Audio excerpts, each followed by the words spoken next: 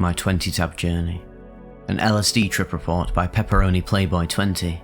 Posted to earwood.org June 20th, 2019. This happened about 8 months ago, and still shakes me to the core every time I think about it. Mostly about how grateful I am to have had such an experience, let alone mentally and physically survive it. Anyway, let's just start from the beginning. I was at a music festival at my local amphitheatre, and I ended up buying really good doses for a cheap price outside in the parking lot from my friends, who were already inside. I didn't get any for myself, since I had tripped the day before and I prefer to space out my trips, but when I walked inside the venue, nothing could ever prepare me for what was about to happen.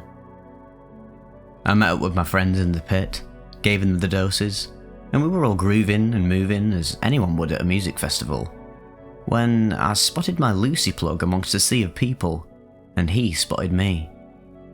He started dancing his way over to me, and when he was close, he started dancing with me and told me to open my mouth.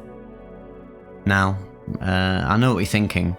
I really should have known why he asked me to open my mouth, but in that moment, with everyone sharing off such incredible energy with no time to think, for some reason I justified that he was going to give me some water, Lamau. I opened my mouth and closed my eyes, and tasted what felt like a goddamn sticky note on my tongue. Immediately, I knew what was up, and what was about to unfold. But then again, in that moment, I didn't think to try and spit it out, so I asked him how many he gave me. And he said, about 20 or so. You got it, brother. I did that for a reason. And he continued to dance like nothing had happened.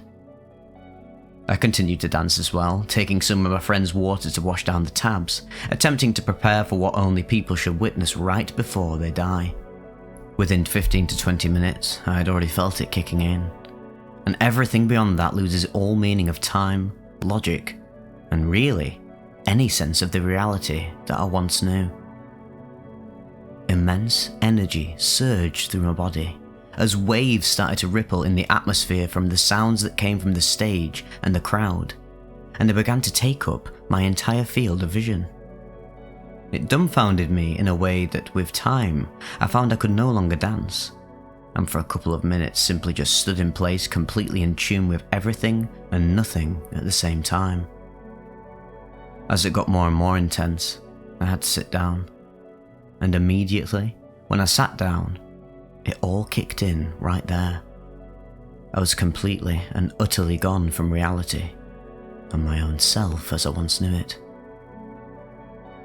The minute I sat down, each thought that I ended up being completely immersed in each and every one of them, where they'd continue to grow and flourish and become their own parallel universes that I'd lived through until I died in that thought, if that makes any sense whatsoever. Whenever I died in those thoughts, I'd come back to my body and back to the amphitheatre, only to be blasted off again with barely any room to breathe into another thought and another universe. I don't know how long I was sitting down in the pit area, but it must have been long enough for other people to notice and take concern as to how tripped out I was. At some point, I thought I'd gotten back up and started dancing again. I started to hear people around me talk about, "Oh hey, there's some dude in that chair over there, he's really fucked up. I reckon somebody should be looking after him." And I looked over and saw who they were talking about, only to see myself. God, to see myself in that state was unreal. I literally was outside of my body, looking at my shaking, drenched body grip onto a seat for dear life while my mind continued to blast off at full speed. When I came to the realization that that sweaty, quivering body was my own, I managed to leave the pit, and at this point, experienced what I think was sensory overload, and I regained consciousness in a grass area outside the stage, surrounded by my friends. At this point, I was grasping at straws, trying to recollect where I was and who I was and what was happening. But all I felt was that I had done something terrible. Several thoughts began to flash throughout my mind. Did I kill someone? Am I dead? Does the FBI know where I am and what I'm doing? am I going to go to jail? One thing that stuck out to me the most was how much I felt like a failure. I felt a necessity to try and be in control of my trip, not for myself, but for my friends, as some of them that were tripping for the first time. They kept trying to talk to me to see if there was someone they could call to get me out of there. But I kept saying that I was sorry, over and over and over again. I started to cry. If any of you have seen the movie Get Out, I felt like I was trapped in the sunken place, merely falling yet also floating, surrounded by a sea of black while I watched a small projection on a screen of what was going on around me. I couldn't talk clearly, I couldn't move. I just lay there in that field while I tried desperately to make sense of something, anything. Now, I'm a very experienced psychonaut, but nothing could have prepared me for that.